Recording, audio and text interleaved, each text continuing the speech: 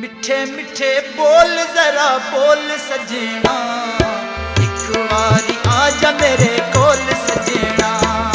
मिठे मिठे बोल जरा बोल सजना, एक बारी आजा मेरे कोल सजना, एक बारी आजा मेरे कोल सजना।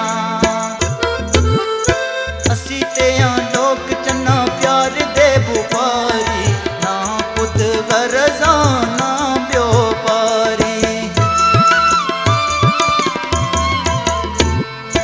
असी ते लोक चन्ना प्यार दे बुपारी, ना पुत गरजा ते ना ब्यो पारी।